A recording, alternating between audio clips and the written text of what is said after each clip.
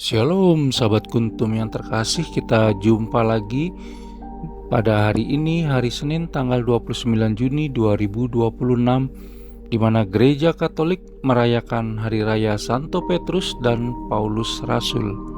Warna liturgi pada pagi hari ini adalah merah, dan kuntum pada pagi hari ini mengambil tema pengakuan Petrus.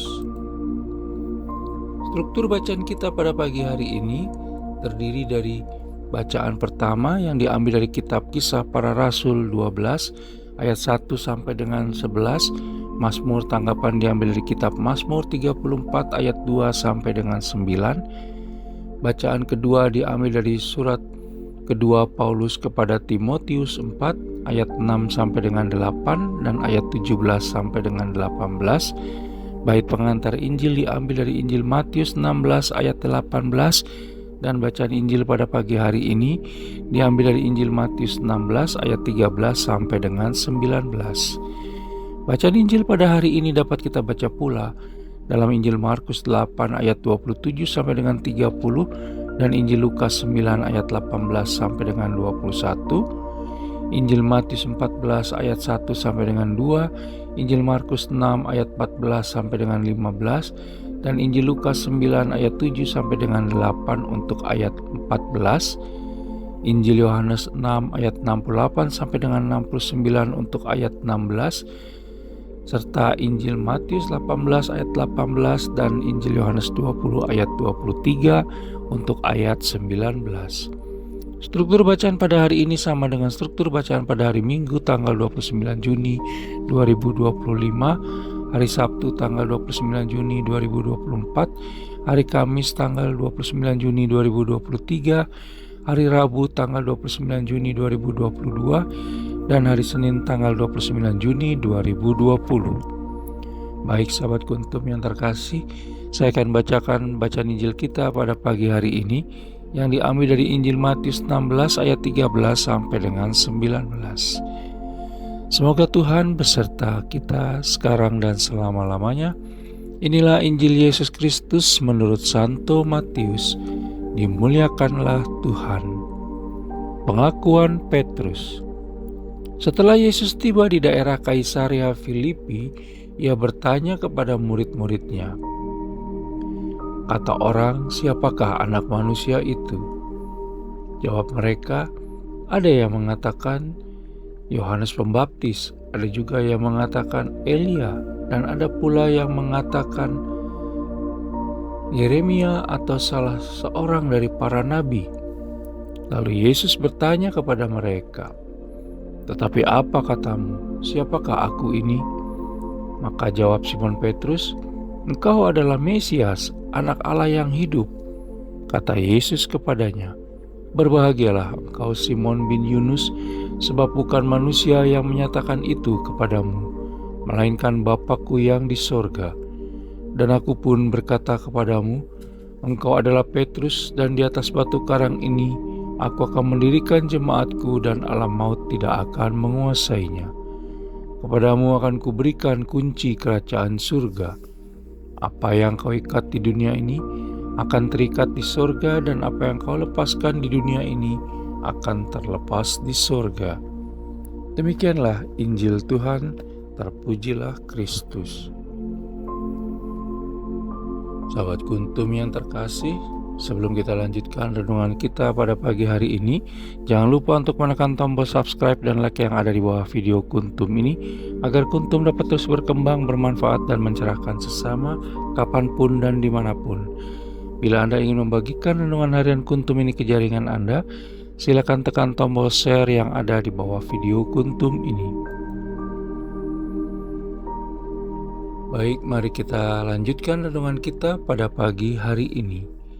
Setiap tanggal 29 Juni, Gereja Katolik merayakan Hari Raya Santo Petrus dan Santo Paulus Rasul. Banyak hal dapat kita teladani dari dua sosok utama gereja kita, karena keduanya adalah sosok yang dipanggil Allah Tritunggal Maha Kudus secara khusus untuk tugas pewartaan. Iman serta kegigihan mereka patut diacungi jempol, sehingga banyak martir dan orang kudus yang terinspirasi membela imannya dan menjadi pelaku firman. Kita harus selalu mengakui Allah Tritunggal Maha Kudus, bahkan di hadapan mereka yang menolak Dia. Dari kisah Paulus kita belajar bahwa masih ada harapan bagi mereka yang hidupnya kurang benar untuk bertobat. Allah Tritunggal Maha Kudus itu adalah Allah yang Maha Rahim karena selalu membuka tangannya bagi kita yang mau bertobat, setia hingga akhir hayat, sehingga akan tersedia mahkota kehidupan bagi kita.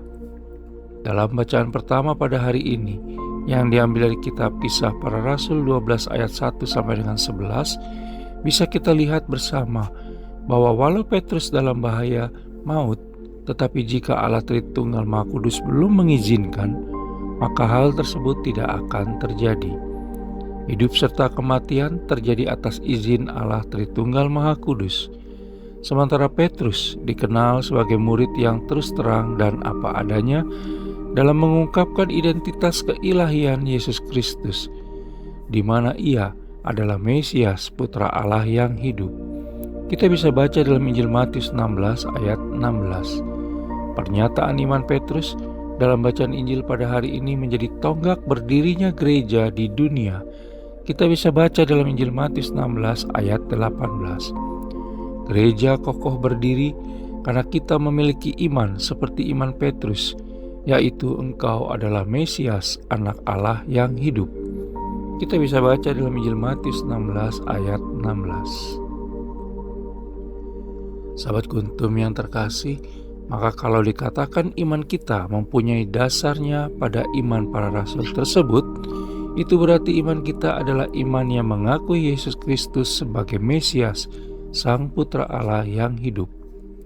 Dengan istilah jemaatku, sebagaimana kita bisa baca dalam Injil Matius 16 ayat 18, Yesus Kristus menunjukkan hak kepemilikan atas umatnya.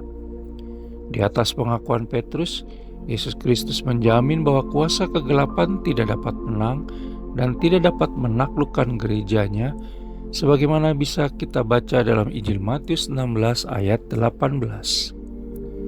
Hari ini menjadi hari penegasan kembali posisi keimanan kita. Apakah kita masih mengakui iman yang sama seperti yang Petrus katakan? Jika kita mengaku sebagai satu gereja, maka dasar pengakuan itu mau tidak mau adalah pengakuan yang sama dengan apa yang diyakini Petrus serta para rasul lainnya. Atau masihkah kita bersandar pada iman yang lain? Semoga melalui teladan Santo Petrus Rasul dan Santo Paulus Rasul, terutama karena teladan kasih mereka kepada Allah Tritunggal Maha Kudus, kita dapat terdorong untuk mewartakan kebenarannya, menjadi saksi kebenaran itu sendiri melalui hidup dan kehidupan kita sesuai dengan iman kita, terus mempunyai iman yang sama dengan iman para rasul dan seluruh gereja, di mana semakin mengimani bahwa Yesus Kristus adalah Mesias, Putra Allah yang hidup, yang menyelamatkan dari maut, dan mempersembahkan seluruh hidup dan kehidupan kita ke dalam kuasa kasih-Nya untuk sepanjang masa. Sahabat Kuntum yang terkasih, bila ingin lebih jelas lagi silakan melihat kepada deskripsi yang ada di bawah video Kuntum ini.